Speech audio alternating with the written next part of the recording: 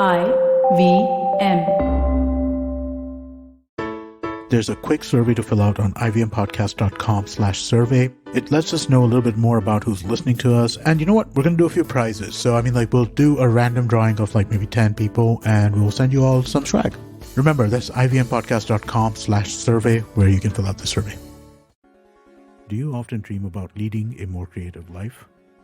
Whether you wanted to be a painter, a dancer, a cricketer, or a photographer. Maybe you wanted to play games for a living. Growing up, financial responsibilities often take us away from our true passions. Now imagine if you could explore that creativity while still making sure that your family is financially secure. Find a way for the artist and the realist within us to coexist. Karo pure apne irade, apno se kiye sabhi waade. SBI Life apne liye, apno ke liye. To know more about our insurance plans with wealth creation, log on to www.sbilife.co.in. IRDAI registration number 111.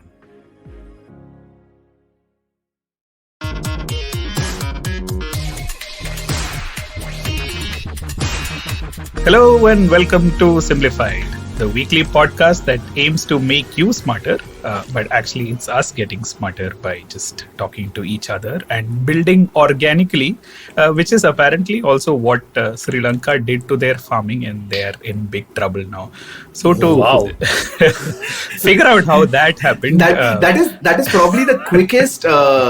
segue from intro to title and content of topic that we have ever done in the Simplified from before, right? It was just pure serendipity.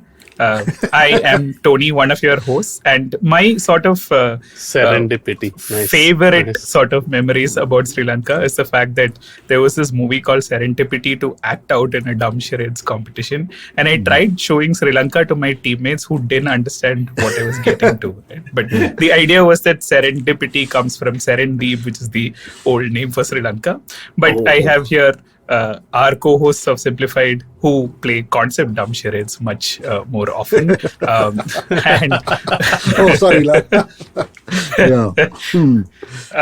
So why don't you introduce yourself and also your favorite memory of Sri Lanka? So hi, my name is Srikeit. And my favorite memory related to Sri Lanka. So Sri Lanka till recently didn't really feature in my radar, except I think I went there for a wedding, and my wife has a very close friend who is Sri Lankan, and man, it was amazing. It was, we went to a resort near Colombo and stuff, and it just felt like India, but little cleaner and little cheaper and like a lot nicer. So it was a great trip. I was there for maybe 3 days, but I had a ton of hoppers, which is basically I think idiyappams and idiyappams. Yeah, so that was fantastic. So yeah, that is my most fondest and only pretty much memory of Sri Lanka. Nice. I am Chuck. I have two fond memories of Sri Lanka. One is like Srikeit travel. I've been to Sri Lanka twice for diving trips. And it's not the diving that I remember the most, but there's this lovely train from Colombo to Kandy, which is in the middle of the country. And it's a train that's got a transparent, it's like one of those not open decker, what do you call those, windows on all sides, but they have a special cabin for that right at the end of the train, so you can literally sit over there and you're going backwards and seeing all this gorgeous scenery pass you by. I think that was glorious. I was just sitting open mouth and I was listening to Trevor Noah's Born a Crime audiobook while doing it, so it was just completely trippy, that trip. My second favorite memory of Sri Lanka is a tweet by Ramesh Rivats during the 2011 World Cup, I think it was, where he said, Sri Lanka is the country with the highest ratio of national anthem length to square area of country. I remember laughing so much over that. Yeah. Fantastic. Yeah. So Naren, you want to okay. So I haven't been to Sri Lanka, and but I have a connect, and that you were around during the founding of Ceylon. when Ashoka was sending his kids there to spread.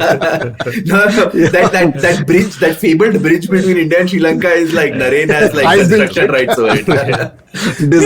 designed by me. Yes. Okay, good. Yes. So this is maybe 10, 15 years ago. My kids were small. My younger son came back very upset from school, or he was not.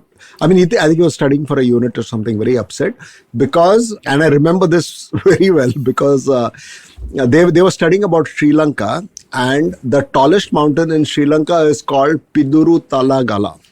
Okay. And Gautam was very upset because he had to memorize the spelling. And he was like, why do people have to name mountains Piduru Talagala? Why can't it make Bob or Tim? Like, why does the mountain have to be named Piduru Talagala? So you can check that. I think Piduru Talagala is the tallest mountain in Sri Lanka. And I know that thanks to my son. It's very onomatopoeic. I feel like just chanting it over and over again. I know. Yeah. I've always felt sorry for like kids in Sri Lanka if they'd have to draw the map in schools because it's got a very complicated lion holding a sword. Oh, yeah. Right? The map. Yeah, so I always thought The flag. The flag. Yeah. What The did I map say? is easy to draw. You said No, the not the map. map. Sorry, I meant the flag. I meant the flag. Yeah. Yeah. Japanese kids have it easy. Yeah. If you draw the flag of Sri Lanka incorrectly, they'll draw a map on. Yeah, I think. Oh, that- nice. Give you a 0. Yeah. Okay. Yeah, I think that's what, like you said, Chuck. I think conversely, I think it's pretty much impossible to draw the Japanese flag wrongly, right? Like, I mean, I think it can be. There's no real way you can do that wrong. But anyway, But the Japanese flag, that's the one where they've actually changed the color of the circle. I mean, it from one red to another, like it's a slightly different shade of red. It's Oh, wow.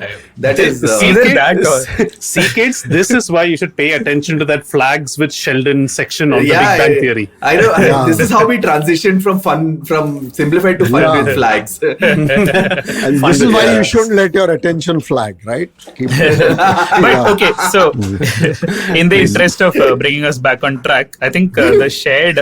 I've also been to Sri Lanka, and I think it's a fabulous place, like Srikeit mentioned. Clean, amazing seafood, brilliant beer, lovely people, great cabs. Like the cabs, even the normal ones are like sedans and stuff, and very, very nice. But I think the shared peak moment of Sri Lanka was a '96 World Cup, and everyone talks about the openers, right? Ramesh Kalavitarana and Sanath Jayasuriya. But here's a fun fact, since and also an opportunistic plug for my other cricket podcast called Bits and Pieces. But do you know how many runs Ramesh Kalavitarana scored in the '96 World Cup? He played 6 innings. Can you make a guess? I'd say about 150. Okay, 150. I think it was more about impact rather than volume. Yeah. And Jayasuriya was man of series for the same thing, right? Yeah, and I think Aravinda De Silva also scored like crazy runs in that match. Yeah, All of these guys scored big. Yeah, I think that was probably because only Ramesh Kalavitarana dropped his wicket. Otherwise, how would Aravinda De Silva score? So I'm assuming it must be something low.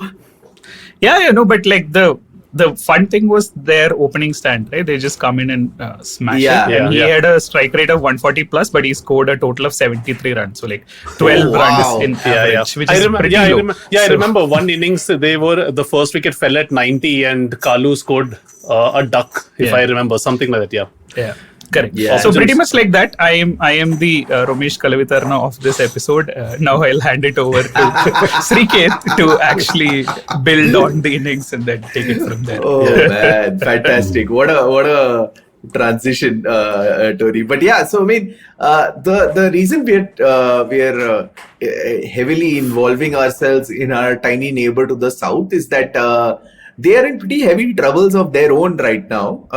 If you guys have followed some amount of the news, you're kind of seeing how they're struggling with the worst economic crisis since their independence, pretty much. And just recently, their president has declared a state of emergency. There's a whole bunch of ban on social media. They're kind of gotten the military involved in major ways and all that stuff. So what we thought we'd do in this episode is just look into, firstly, what are those key, look briefly into what are the key issues that are currently going on, what are those key drivers of the economic crisis, but most importantly, that the causes of this economic crisis are not, in fact, I found the causes to be one of the most varied and interesting collection of causes. It's like truly like come from all different places, and there's like a straw that broke a camel's back situation also in a lot of ways. So just wanted to get into some of that. I did a bit of research, saw a few Al Jazeera videos and stuff. So it's just a collection of my eclectic research to go into here. So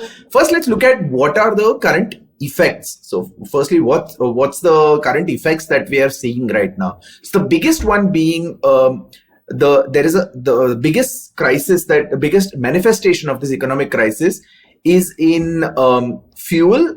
So fuel as far as petrol, diesel is concerned, electricity and cooking gas, right? All of these things have become like really scarce. They are kind of like, they have like huge queues outside petrol pumps and stuff like that. Governments are stopping to automatic deliveries have been stopped. The cooking gas has been stopped. So a lot of commercial establishments aren't getting cooking gas. So that is resulting into a food shortage for general people. And also like because of the general fuel crisis, you've actually got to have the military has to post like soldiers outside gas and fueling stations because people are literally fighting, and like a couple of people lost their lives with the fights that are happening. And interesting, I mean, it's unfortunate, but an interesting kind of chain of causality is that one of the solutions that was suggested for this finance minister Basil Rajapaksa, and that you'll hear the name Rajapaksa a lot. I'll come to that also soon. Basil Rajapaksa, he told the government authorities to turn off all street lights to kind of like conserve on electricity, right? And that actually further impacted the working force in an unintended or unforeseen way. Because of the lack of street lights, about women, they have a huge female labor participation rate, Sri Lanka, in different areas of their industry. And because of the lack of street lights, a lot of women are stopping to go to work. So women who work at night shifts aren't going anymore. And that's further impacted the economy even more because of that. So to conserve electricity, they hit their labor rate because of the trying to conserve on electricity for street lights and stuff. So plus there are now daily power cuts. So like there's 10 about hours or something, right? 10 to 12 hours. Yeah. Wow. So it's about 7 to 10 hours of power cuts every day, which are like mandatory imposed. And this coupled with another very key and curious shortage of sorts. The other shortage is of paper. So all exams have been postponed or cancelled, not for any of the other issues, but because the country has run out of printing paper and has run out of also ink and stuff like that. So because of that, all the exams have been postponed. Plus also now students, because of the pandemic, a lot of them were studying remotely or online with huge power cuts, aren't able to access the internet, aren't able to study online, plus no paper to write exams.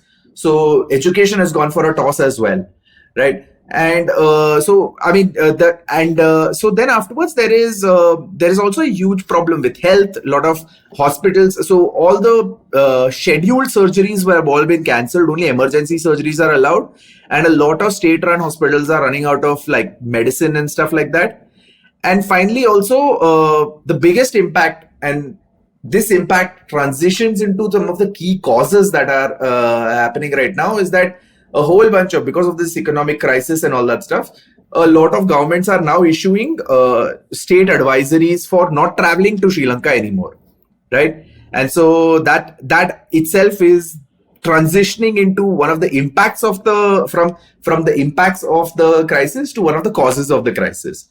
All right, so it's like a vicious circle. So the biggest cause, I mean, so what has come up as the most overt cause of the crisis, which everybody seems to be talking about, is the tourism impact, right? And I mean, obviously the one tourism impact that was worldwide is that COVID happened, and COVID killed kind of the tourism industry. But the tourism industry actually had been killed in quite a extensive time before because of the Easter Sunday bombings that happened in Sri Lanka in 2019.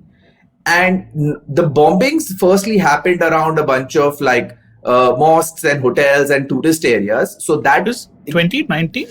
Yeah, that happened in 2019. That happened in just about 6 months before the pandemic. So, so the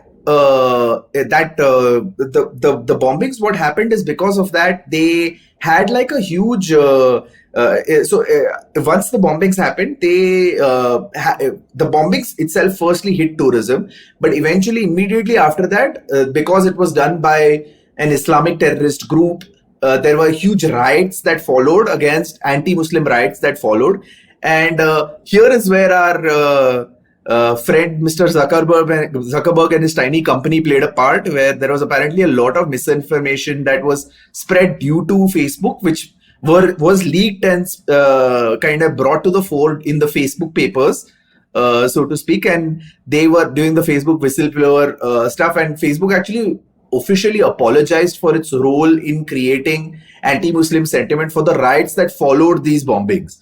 So the bombings itself, and then the mood following the bombings and the riots and stuff, completely like brought Sri Lanka's tourist economy to a standstill well before the pandemic. And the timing was so unfortunate that the entire thing was about a 6 to 8 month long issue, which actually killed tourism. And the moment the recovery, like some shoots of recovery were starting, is when COVID happened, immediately after that. So like you had like a freeze for about 6 to 8 months, and then COVID happened. And so a lot of people are attributing. So I mean, if you see mainstream news and some amount of lazy journalism, everybody is like, oh, Sri Lanka, small country, tourism died, so therefore no people, so therefore economic crisis. But tourism accounts for 10 to 12% of the entire country's GDP. So that's a huge hit. Yeah, and other countries that are more reliant on tourism, they've sort of like, I mean, not recovered completely, but they're not in this sort of economic crisis. But yeah. Exactly. So so what happened is that so with this particular crisis, it deepened the crisis, but the core of the crisis came from some long-standing issues, some new age, fangled issues, and as well as like some some absolutely current issues, the straw that broke the camel's back. So let's look at the long-standing issue that Sri Lanka was already facing. All right. So one is that there is. So just to like put it in context, I'm going to Naren. Was this similar to like the situation that happened in 91 with India? Just before, like we ran out of pretty much everything until the IMF bailed us out. I mean, it must be a lot similar. So I don't know specifically what what sectors of economy failed, but in India in 1991, it was it was a lot of IMF loans devolving, no money. IMF didn't give us any further credit. Luckily, we had gold, which we were willing. And one thing that India had at that time was a very orderly and very large country. I mean, despite all a lot of Western countries sensed that there was a big market there, and a lot of money to make. Maybe that's why we got looked at sympathetically. And Sri Lanka is much smaller and far less peaceful. So maybe that's why and Naren, you made a great point about the difference there.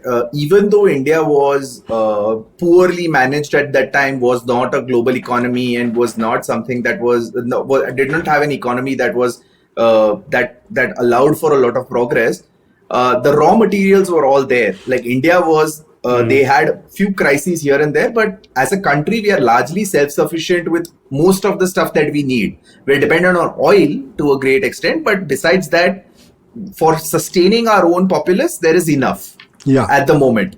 But Sri Lanka's problem is, and that's one of the long-standing problems that Sri Lanka has had forever, is that they're a country heavily dependent on foreign debt, on trade, and because of that, their debt kind of, and we've also covered this briefly about when you have a lot of propensity to garner foreign debt, a certain red neighbor from the north decides to come and start playing some nonsense over there, and that's where Liverpool. Yes, for sure. Oh, sorry. Did not expect that to happen. Yes, Liverpool has given a lot of loans to China. LFC loans from China. LFC loans from China, exactly. But so You'll never walk alone. Oh, well played. Oh, I think we have maxed that one out. I don't think we can do it. But no, that is China's credo as far as loans are concerned, right? You will never walk it. So that's pretty fitting. But yeah, so I mean, one example being the port. I forget the name of the port. I should have. Hambantota. Yes, thank you. Hambantota port that was built at the cost of $1.5 billion by Sri Lanka, and they took a huge loan from China to do that. And obviously they couldn't pay back that loan, which is China's classic debt trap policy. So which we covered in an earlier episode. I think when we talked about the Brick and Road initiative, we said Belt and Road. We said that this could be a problem. They were building this chain across some European countries, African nations, and of course Sri Lanka. And I think I still don't. I mean, that's I guess the one thing that this government has done right, which is to say, we are not going to have a bit of that pie.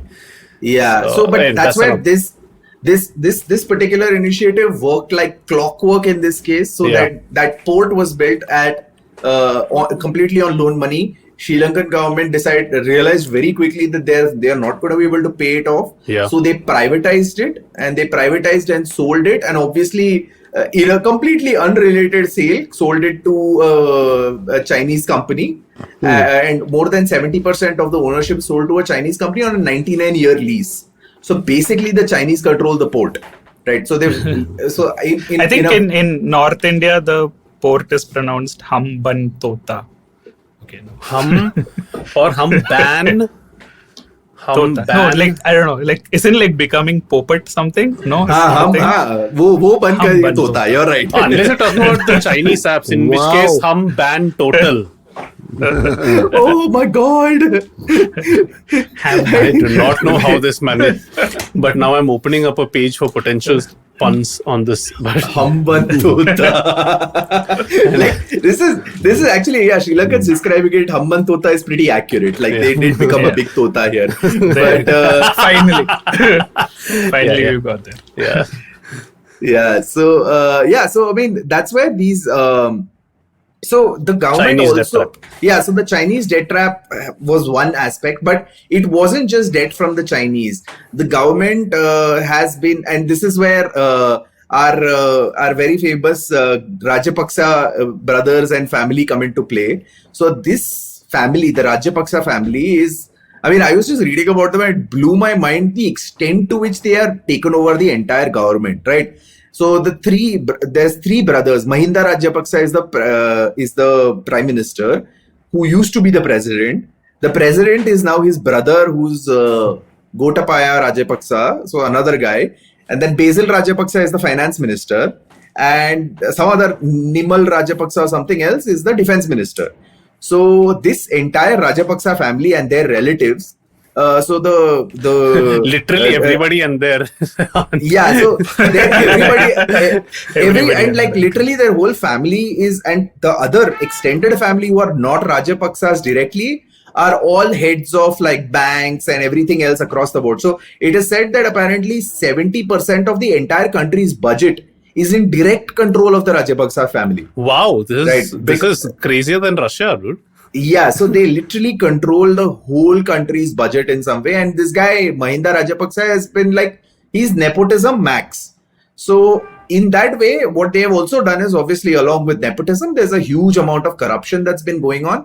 So the foreign reserves of Sri Lanka have been already in a precarious position. They've always been a precarious position. So even since even ever since the LTT. So there's Sri Lanka, two parts of Sri Lankan history. There's the pre-LTT era and the post-LTT era. But this one factor has been true in any era of Sri Lanka, that they've always had low foreign currency reserves, and that automatically directly impacts trade. So now what's happened is, because of the economy going nosediving so high, badly, they effectively have 1 month at this point. They have 1 month of foreign reserves to keep, so to speak, the lights running. Right. Beyond this, Sri Lanka is broke. It's completely broke, because they are there, and this is after a whole amount of debt that has gone up, that India has given to Sri Lanka, as well as China is giving even more debt now. So this is a really, really precarious position from a debt perspective. And just referencing the 1991 situation, this is not just the 1991 situation equivalent to India, it is also India's earlier crisis, which was the pre-Green Revolution crisis, where it's also a food grain crisis. So they don't have enough rice, they don't have, and that actually transitions to another big crisis issue that they have right now, which is their agriculture. All right, so let's take a quick break and we'll see you on the other side. Have you ever wondered where the business world is headed? How the ways in which we create, market and sell to consumers will evolve? Or if we'll ever go back to wearing pants while working? For answers to all of this and more, tune into Advertising is Dead with me, Varun Dugirala. Every Tuesday, as I talk to entrepreneurs, leaders and change makers from across business, media, marketing and beyond. You can catch all episodes of Advertising is Dead on the IBM Podcast website, app or wherever you get your podcast from. So welcome back. We are going to dive deeply into the troubles of Sri Lanka, and as I think Douglas Adams pointed out, the best kind of problems are somebody else's problems. So It's also the from our perspective the most non-controversial problems we can talk about. So because especially when I was reading about this Rajapaksa family, and especially some of this cult of personality that this Mahinda Rajapaksa has set up for himself. He's pretty much named all the stadiums. He's put his face on the currency also, and his own face on the currency, and done all kinds of nonsense crap around this thing. It gave me a lot of memories from our own perspectives, but we will not delve into that. Listen. Just because Tony decided to name his mousepad after himself doesn't mean. Sorry, I panicked there for a moment. I didn't have the. No, it's okay. Wait for the simplified merch that's coming. Oh wow! It's got my face on everything. So the other aspect, and like I was saying before we went to break, that there is also a food crisis that has parallelly hit Sri Lanka at the same time. That is not just a foreign reserves issue, but also a pretty stupid short-term initiative that their government took. So what happened here was, so while Sri Lanka does have to import a lot of its other food stuff, in terms of tea and rice, the country was fairly self-sufficient. So they grew enough rice and they had enough tea to grow for themselves as well as export, and which was also a great forex source for them.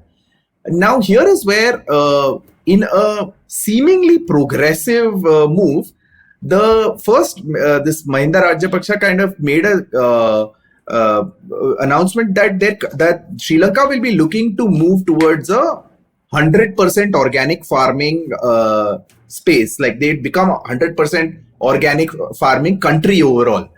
And they made this announcement in 2019. And while that was welcomed a lot by everyone because of its environmental cost as well as the quality of food and all that stuff, instead of having any kind of plan behind it, our man decided to just kickstart it with this masterstroke sweeping decision of banning all artificial fertilizers overnight. And we've seen in the past how banning something overnight.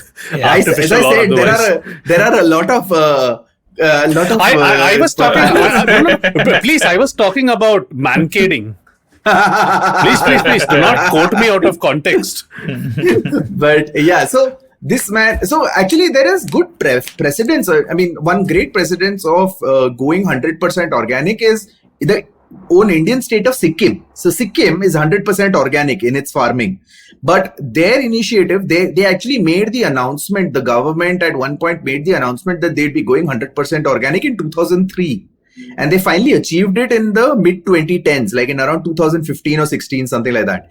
So it was a gradual shift and all that. So the biggest problem with going organic overnight first is that, and this seemed like a very like, oh, okay, let me play economics on Civilization 6 instead of the real world, where they actually, what they did was, what we'll do is we'll ban fertilizers. That will save us a lot of forex, which we anyway need. So we won't need to import fertilizers. And we will also push the country towards getting into organic farming. Now, what happens with organic farming? While it is good for the soil and good for everything else, and the food quality improves, the production yield drops tremendously, right? So overnight, literally overnight with this move, Sri Lanka's production yield was dropped by about 25%.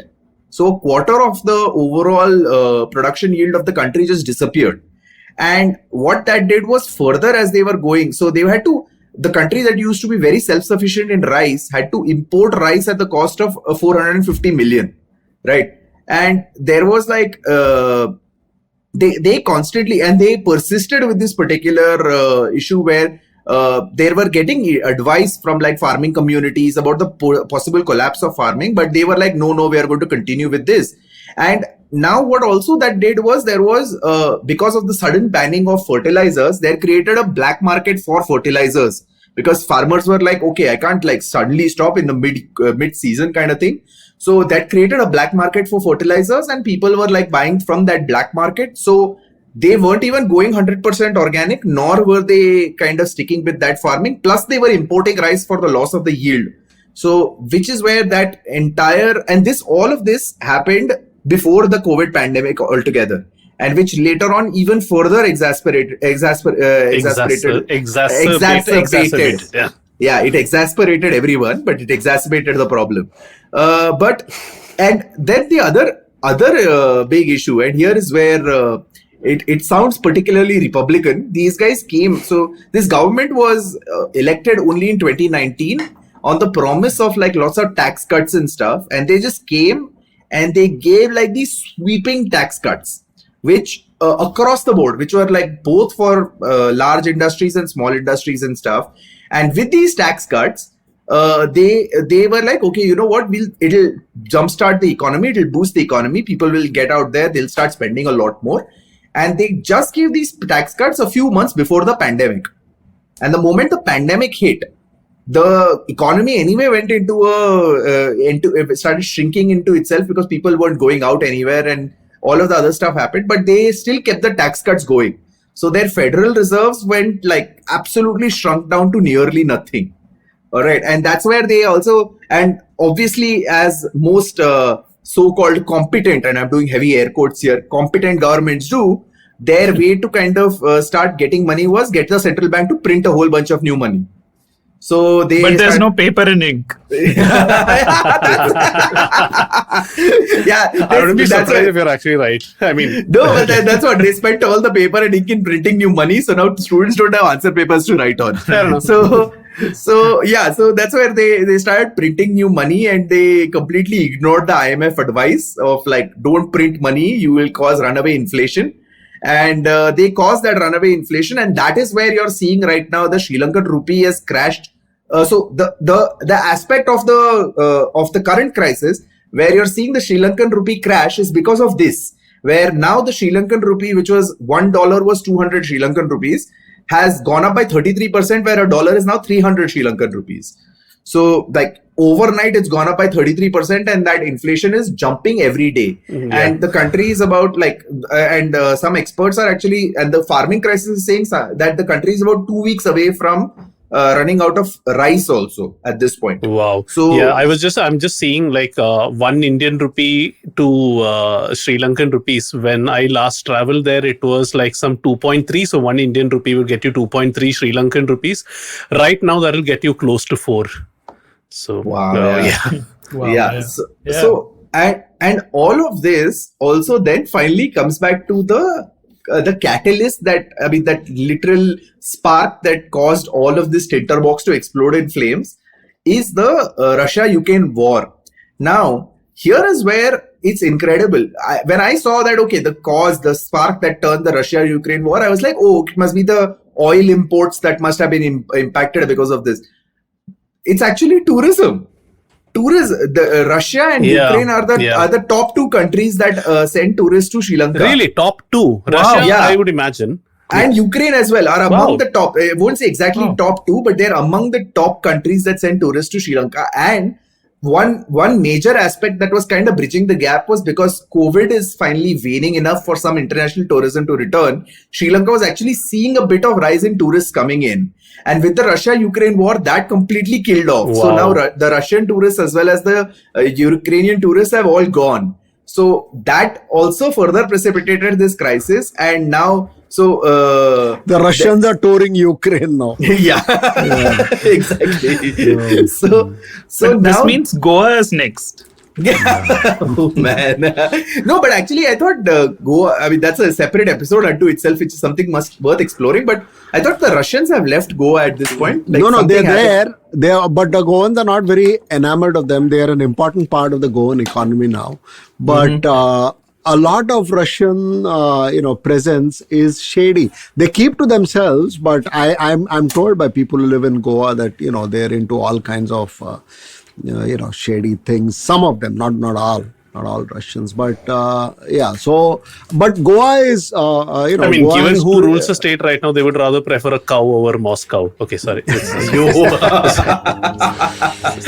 But Goa is very, very vibrant. It has domestic as well as everyone. Another group of people who are completely crazy about Goa is the British.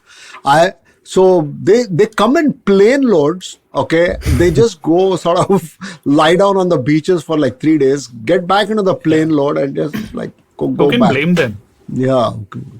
Yeah. So in coming back to the Sri Lankan issue, so what that has caused now, and because that's where now it's incredible that I was watching a whole bunch of footage on like all the issues that are there, and it all seemed like it's like a chain reaction of sorts. It's actually multiple independent fires that have started off in different areas, and they've all come together at the same. One is tourism. Which are the others? So there is tourism. There is the foreign forex issue. There is the taxation issue, Chinese the tax debt cuts. Trap. The Chinese debt trap, which the Chinese debt trap, which was the forex issue. There is the agricultural issue, the organic farming agricultural issue, and finally the Russia-Ukraine war, which is again the tourism thing, where because of the war the tourism has died. So all of these. This is enough for a 15-mark answer. I prepared it pretty much that way. Yeah. Wow. It's nice that's what this show is supposed to do. Bertie Wooster would say, "What is that thing you say, Jeeves? Cats come into it, if I am not mistaken." And Jeeves says, "An unfortunate concatenation of circumstances." So this is like an unfortunate concatenation of circumstances. Yeah, you can't even say Wodehouse on. Another thing for another day. But back to Sri Lanka. Yeah. So basically, so all of these issues come together. So it's like everything. All of these are disparate things, right? All of them. All of them disparate, but they've all come together. And see, fundamentally, it has come down to, and if you were to pinpoint the singular issue, it's just terrible mismanagement from the government on multiple fronts, right? There's mismanagement as far as the long-term issue of debt is concerned. There's mismanagement on the organic farming thing, on the tourism thing, on the taxation thing. So they've kind of dug their own hole. And what's happening because of that is now there's obviously large-scale protests that have happened across the board. So while the government wants to brand this as like opportunistic opposition parties kind of sparking protests, these are all like independent protests by people who genuinely don't have food or aren't getting electricity in their houses and stuff like that, who are kind of out there protesting, along with a lot of opposition parties and people who are opposing the government in some way. But what is also happening parallelly is that a whole bunch of this massive sprawling Rajapaksa family and their relatives, they are all quietly fleeing the country. So while the main guys, the president and the prime minister are still there, their extended family, his wife, all of these people have left. The entire cabinet has resigned. The entire cabinet has resigned together. Wow. So there is nobody left in the cabinet right now. And except for the prime minister. Except for the prime minister and the president. Yeah, the cabinet has all gone. Yeah, in fact, I think he said today that he, as a date of recording 5th of April, that he's inviting the opposition to be part of the cabinet as well. I think things are that as well. Talk about a labor shortage. Exactly. And like, I also think one of the ministers, I think it was either one of the junior ministers, not the main finance minister, but some guy actually joined and resigned in the same day. Oh, nice. Just like Bangalore. Yeah. Like Bangalore startup scenes. Check, he'll be moonlighting as a finance minister for some other country also. Yeah, I have offer from Pakistan also. Oh man. There's that IPL ad that comes nowadays. Meri salary kitna kamaegi? He's asking that question. But anyway.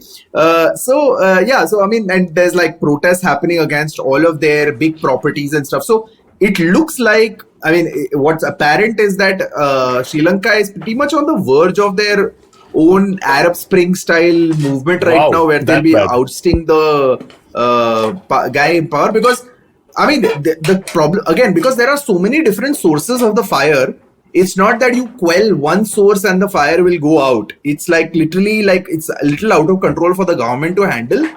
But so what is happening to handle right now? The biggest beneficiaries that Sri Lanka is right now, to our credit, and this is where India should really, we've been really fast in giving aid. So Indian government has already pledged a total of 2.4 billion US dollars, and also is like airlifting about 40,000 tons of rice as a shipment to Sri Lanka, even before Sri Lanka has asked for it, because they have already studied the economic situation. We have already studied the economic situation, and we know that they're going to run out of food. So before like there's some large scale like famine of sorts that happens, India is already preparing like food to send over there and stuff. And this is where actually I think if India is smart, and this is now I'm kind of venturing into the realm of speculation and potential strategy for India. I think this is not to make an opportunity out of a crisis, but for one thing is India has an opportunity really by providing aid to actually kind of rescue one country out of the jaws of Chinese debt trap by kind of turning them on their own side and kind of keeping our internal circle like free of Chinese influence, or at least with reduced Chinese influence, where the loans and all that stuff kind of draws Sri Lanka closer to the Indian sphere of influence rather than Chinese sphere of influence. We are literally the best placed to help that country out. You know what surprises me about it? More than an opportunity, it is a necessity, right? It is a necessity at this point. The country needs China it. in your back. Yeah.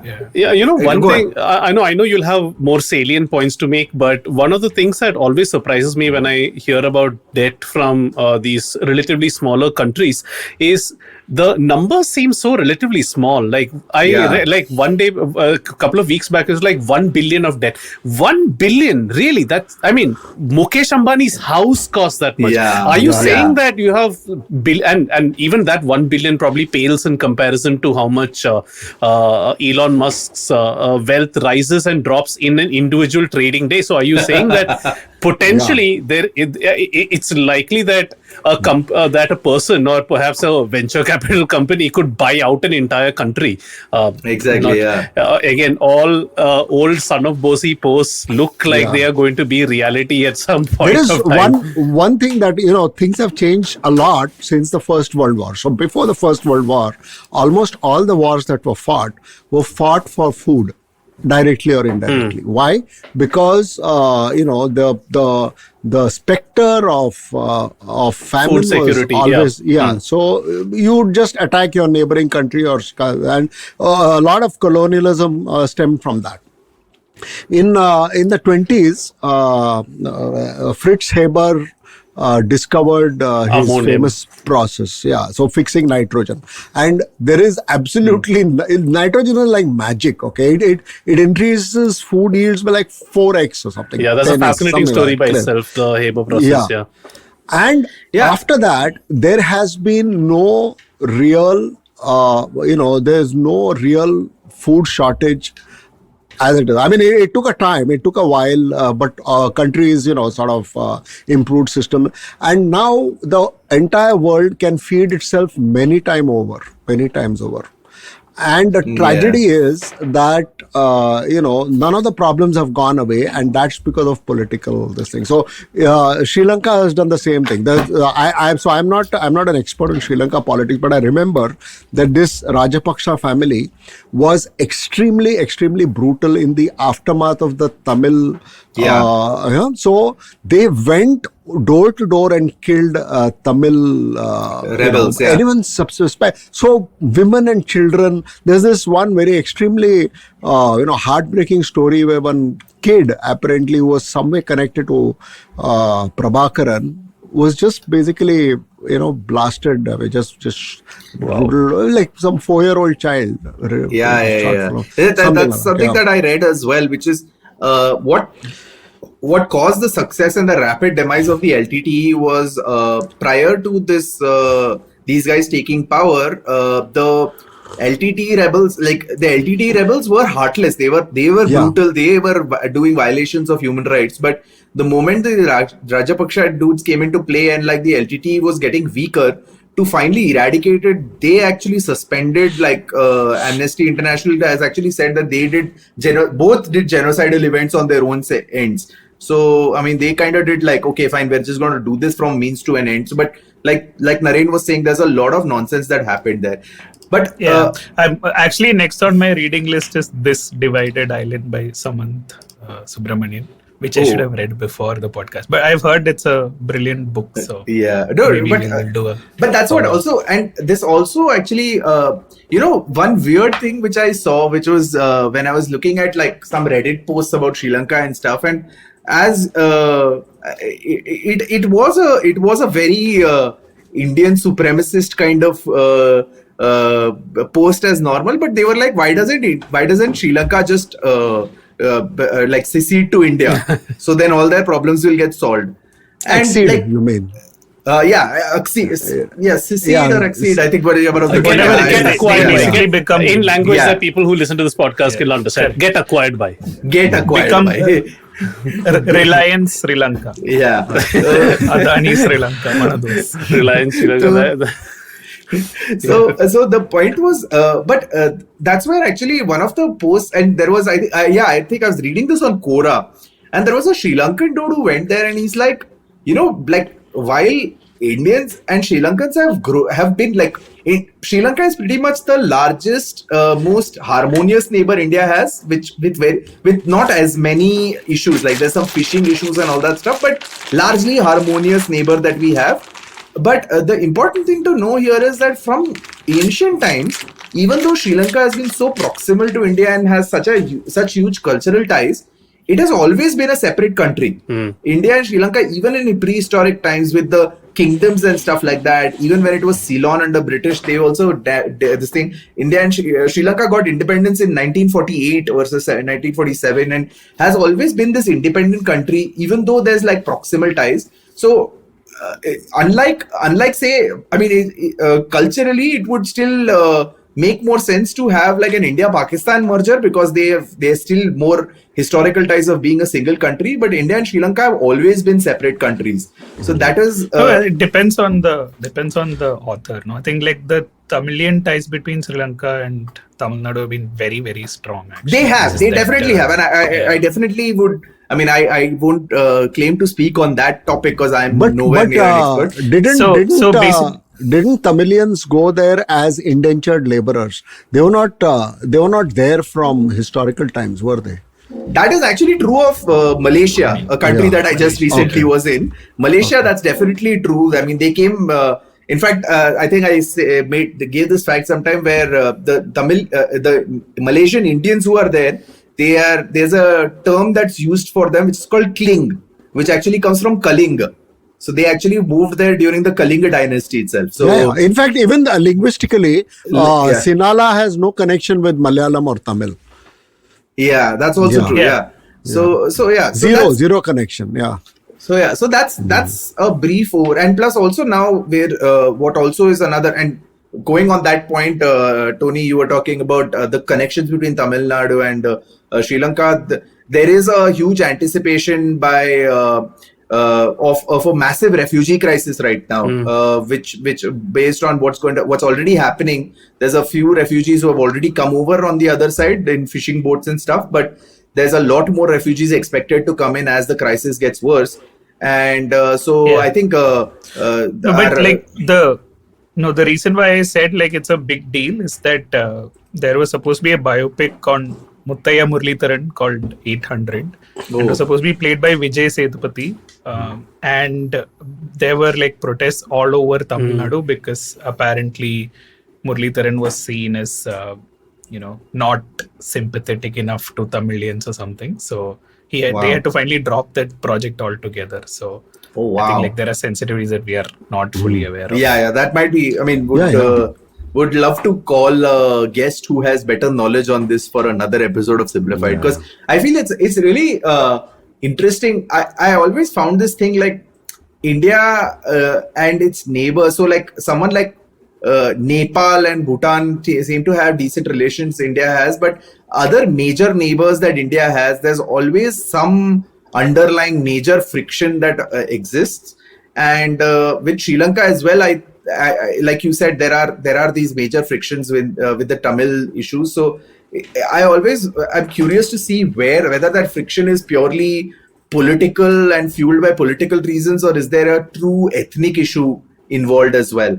So yeah, that's definitely one of the main cases. But anyway, so right now with this crisis right now, the situation is really dire, not just it's extremely dire in the rural areas, but it's also extremely it's moving rapidly into urban areas, and there is a major refugee crisis that is on the horizon. So from my perspective, I mean, when I look at this, I just hope that things get resolved soon and some kind of aid happens, or even if it means the Rajapaksa staying in power, but if the people don't starve, that would be a positive thing. So yeah, that's what my takeaway from this issue is. I have like one final thing to like add to this. It's not related to the crisis by itself, but it just strikes me how hard this country has had it, that we've been able to speak about this for 53 minutes and not mention the tsunami at all, which is a country, I mean, Sri Lanka was one of the countries that was most affected by it. So I remember a very poignant thing. I don't know if you guys had seen this when you had traveled there. So I was diving in a town, I think it was either Unnavatuna or Hikkaduwa. It's not too far away from Colombo. It's between Colombo and Matera. So on the road, right, it's a beautiful city. It's a beautiful little town. And on one side, they have all the restaurants and things. And that place is developed properly. Like you get like good quality burgers and stuff like that as well over there. It's proper tourist town. On the other side are all the houses that were destroyed by the tsunami left as is, almost. And somebody told me, I think it was an auto driver who told me that they are left deliberately over there so that everyone in the city is reminded of what nature can do to them. So they have one place where they've cleared for a monument or something like that, honoring the victims of the tsunami, but all the other houses were just destroyed and kept as is. And I remember I went to Sri Lanka in 2 trips, right? So one was here where I saw the tsunami ravaged part of Sri Lanka, and the other side I went to the east side, which is not very developed for tourism because of the Ltte crisis now, because the east saw the most of that, but that part is just starting to pick up, and you can see people are just getting comfortable with tourists coming over there. And so like my heart goes out of that country. I mean, they've just been through so much in the last few years. It's kind of crazy, and all factors outside their control. So wow, that aspect that you said about leaving those Houses leaving that untouched, yeah. houses untouched just reminded me of like when I went to Hiroshima in my recent trip to Japan. That's what I mean. That whole country. I mean, even though it's nearly 80 years on, there's one building in Hiroshima near the epicenter of where the atomic bomb was dropped that they have left untouched. Wow.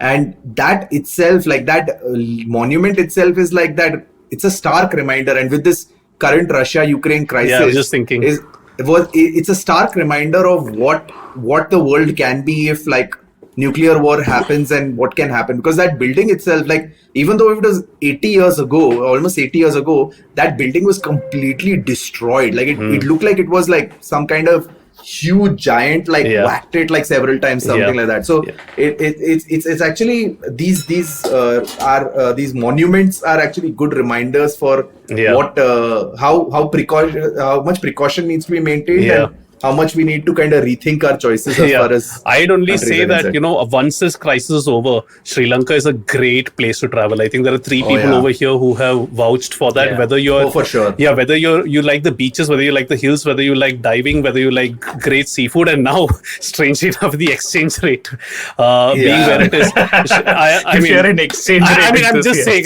if you're looking for a bargain, as it is, it's a great, easy country to travel to. The online visa process, I am not kidding you.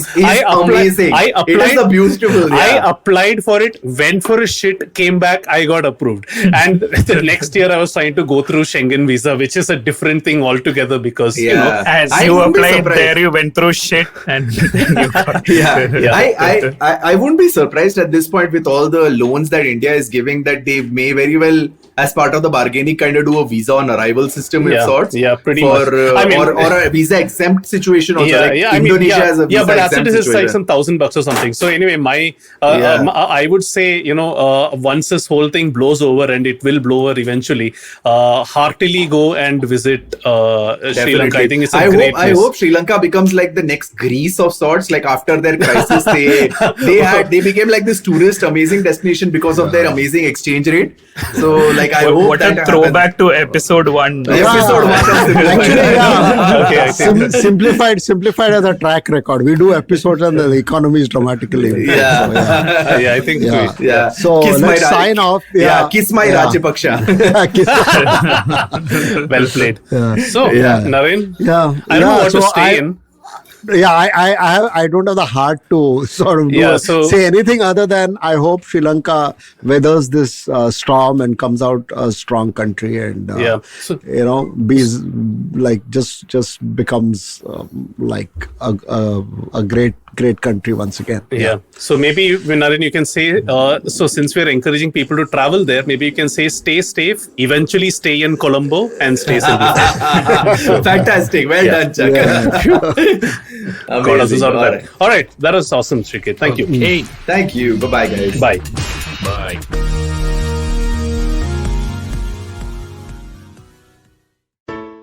Hey, it's been another great week on the IVM Podcast Network. On Cyrus Says Cock and Bull, Cyrus, Ayushi, Shreyas and Antrix talk about the IITIM Shadi.com endeavor and the newly conceived male contraceptive pills. We have a brand new show. It's a Marathi show called Akhand Bharat. Host Sanya Mane is an Indologist and she takes us back to Vedic times and offers us the history and origin of many myths. On Paisa Vaisa, Anupam introduces us to Manesh Mahatmev, Director Payments, WhatsApp India. Together they map out the success of digital payments in India. On the Filter Coffee podcast, Karthik speaks to Shubham Nag. He's the creator of the community Tattoo Culture. On the Life Manifesto, Zarina shares how one can go about building a strong character with good value system. And on the Habit Coach, Ashton explains the subtle but important difference between listening and hearing. Do follow us on social media. We're IVM Podcast on Twitter, Facebook, Instagram, and LinkedIn. And remember, if you're enjoying this show or any of our other shows for that matter, please do tell a friend. Also, don't forget to rate us on any of the platforms you're listening to us on, including the one you're listening to us on now. And also, please do check us out on YouTube. We have a number of channels. They're all available on ivmpodcast.com/YouTube. We're also doing a small listener survey to help us understand you, the listener, better, and how you like our shows, how you respond to the advertising, and so on. We'd really appreciate it if you could spare a few minutes to fill it out. It's at ivmpodcast.com/survey. And finally, we'd like to thank our sponsors on the network this week, SBI Life Insurance, India Water Portal, and Jupiter, a digital banking app. Thank you so much for making this possible.